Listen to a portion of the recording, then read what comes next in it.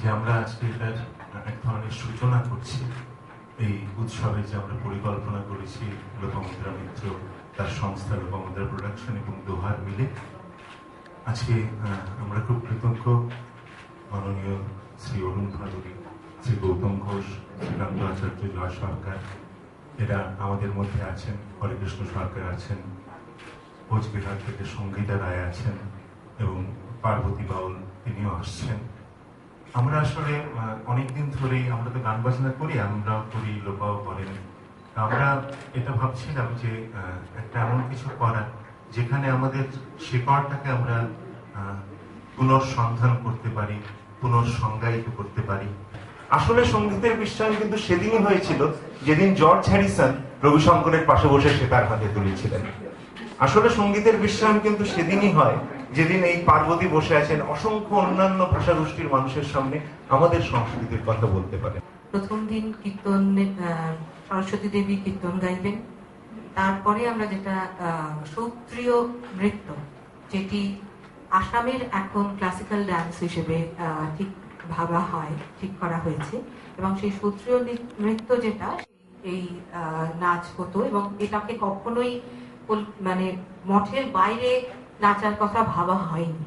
কিন্তু এখন সেটাকে বাইরে আমাদের এখানে লিমা দাস আসবেন, তিনি নাচবেন প্রথম দিন, এবং তারপরে যেটা তৃতীয় অনুষ্ঠান, সেই অনুষ্ঠানে আমাদের এই হরেকৃষ্ণ সরকার এবং তার সঙ্গে আমাদের বাংলার নানান রকমের ইনস্ট্রুমেন্ট, সেটা নিয়ে একটা তালবাদ্য বা আমাদের সমস্ত যন্ত্রের একটা ফিউশন বলা যেতে পারে, বা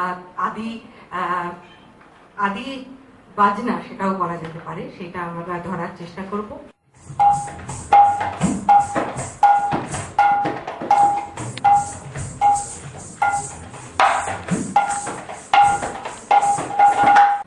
আইলো বরসা রে সখী, আষাঢ় শ্রাবণে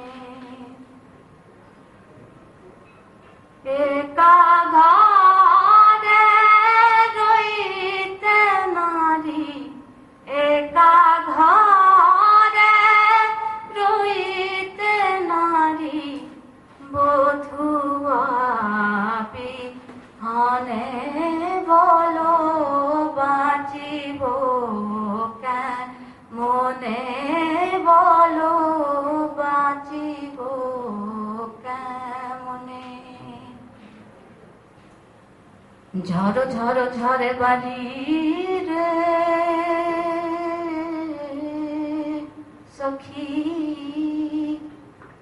মানা নাহি মানে, আমারো নয়নে বলো বাঁচিব কেমনে, বলো বাঁচিব কেমনে। কালিকা প্রসাদ এবং লোপামুদ্রার এই যে প্রচেষ্টা এবং তার যে সহকর্মীদের এই প্রচেষ্টাকে সাধুবাদ জানাই। তার কারণ মানে এটা খুব সহজ, খুব এক সংস্কৃতি যেটা কোথাও কোনো শিকড় নেই, যেটা অদ্ভুতভাবে তৈরি হয়, মেশিনের মধ্যে যেন তৈরি হয় সেটা, এবং প্রযুক্তি যত চেপে ধরবে তত কিন্তু আমাদের শিকড়ের সন্ধান করতে হবে।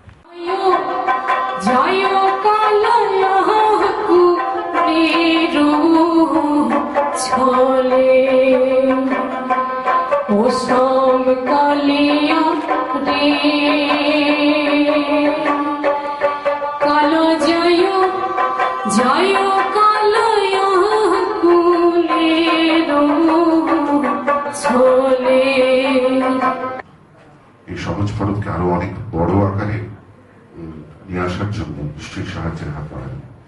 যদিও আমি জানি যে এরকম ধরনের একটা অনুষ্ঠান অর্গানাইজ করা এটা খুব খুব কঠিন কাজ। সেই জন্য সহজ ফলকটা আমি একদম শিক্ষার্থী হিসেবে এই 4 দিন কাটাবো, সেটার একটা সুযোগ পেয়েছি। সেই জন্য লোপামুদ্রা প্রোডাকশনস এবং গোপালকে আন্তরিক ধন্যবাদ।